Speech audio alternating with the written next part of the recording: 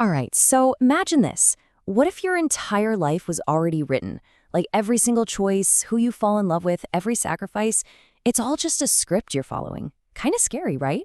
Well, today we're going to dive into Celine and Lyra, Destiny's Veil, a story that has a really beautiful and honestly defiant answer to that exact question. Okay, this story just drops us right in with this incredible line from some forbidden book. Get this, the veil is not a wall, but a wound. Just let that sink in for a second. A wall, it's just a barrier. It's impersonal. But a wound? Wow, that's personal. It's something that hurts, that bleeds. It can get infected, or maybe it can heal.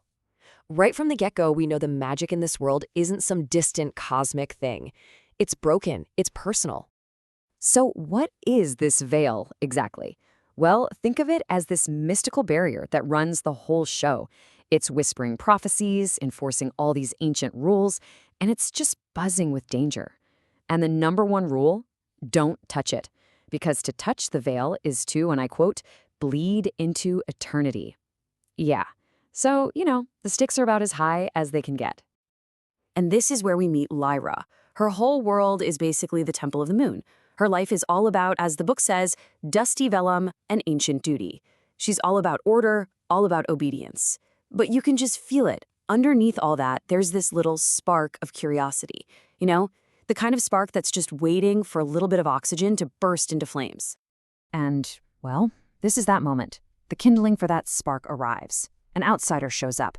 And that quiet, predictable, orderly world of Lyra's, yeah, it's about to get completely turned upside down.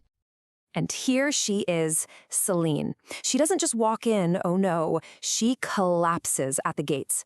A knight bringing total chaos right to the doorstep of absolute order. I love the way the story describes her eyes, moonlight trapped in glass. What a perfect way to put it. It's like all this wild, cosmic energy just bottled up in a person. And the thing is, she has no idea why she's there. She was just pulled, drawn in by something she couldn't even name. And this right here, this single line, it sets up the entire conflict of the story. It's perfect. Lyra looks at Celine, and all she sees is danger. Celine just looks right back at her and says, danger is only another word for destiny. Boom! In one sentence, you have two completely opposite ways of seeing the world, and that just sets the stage for everything that's about to happen. Let's just break that down, because it's so fundamental. On one side, you've got Lyra. She's the scholar, totally bound by duty, by rules written down ages ago. And on the other side, you've got Celine, the knight, guided by nothing but her gut, by instinct, by this strange call from the veil. I mean, it's the perfect setup, right? Order versus chaos. The rulebook versus your inner voice. So, what happens when these two total opposites collide? Well, their connection, it becomes the catalyst for everything. It completely changes Lyra, forcing her to make this huge choice. Does she stick to the path that's been laid out for her whole life? Or does she take this new one, this path that her heart is just starting to see? And their bond doesn't just happen overnight. It grows in these small, really intimate moments. Like when Celine teaches Lyra how to hold a sword. That's not just about fighting. It's about Celine offering her trust, offering her power. And it's so cool because even the temple's magical moon foxes, they're drawn to Celine. It's like they sense she's not some random disruption. Maybe she's actually a missing piece of the puzzle. And this is so, so important. That whole sword lesson, it's a metaphor for everything. Lyra has lived her entire life in fear, in obedience. Celine's lesson is simple.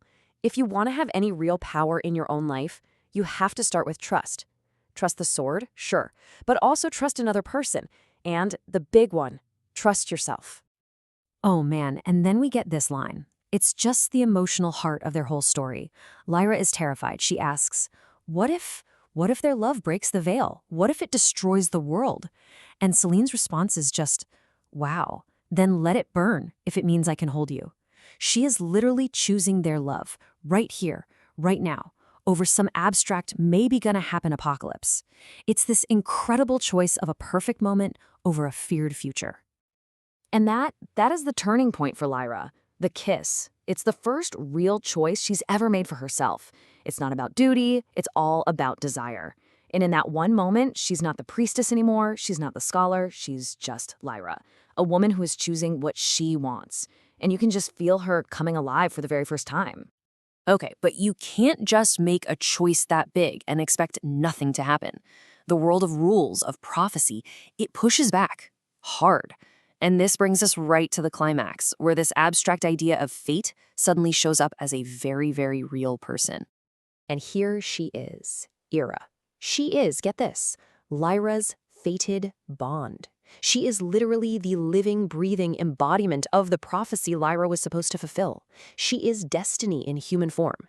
And she basically walks in and says, hey, your story's already written. You belong with me.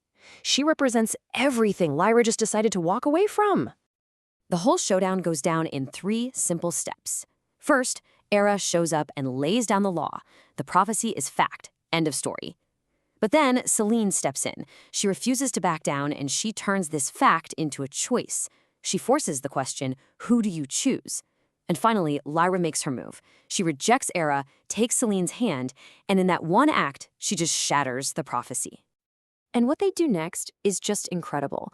They don't run from the veil, they don't try to fix it, they walk right into it. They step into the very source of all the rules, all the prophecies, not as sacrifices trying to heal the wound, but as authors. They're going in there to write a brand new story. So, what happens after you literally break destiny? The end of the story shows us exactly what comes next, and it is all about liberation. We jump forward in time, years later, to see the world they helped create. And guess what? The world didn't burn. Lyra's biggest fear never came true.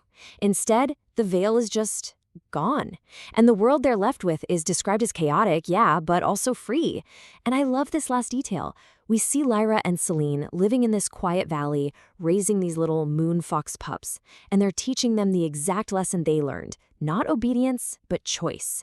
It just brings the whole thing full circle so perfectly. And that's the huge shift they created, right? The old story, the old legend of their world, was all about sacrifice, about following a fate that was written for you. But the new legend, the one they wrote, it's all about liberation. It's about the radical idea that you can and should write your own fate. And Lyra's final line just sums it all up. We were told to follow fate. Instead, we wrote our own. It's so simple, but so powerful. It's a statement about agency, about love, and about the incredible courage it takes to decide you're going to be the author of your own life. And that's what the story leaves us with, this question to chew on. Is the destiny we write for ourselves more powerful than one that's written for us? Selene and Lyra makes a pretty convincing argument, and honestly, that's a beautiful idea to leave us with.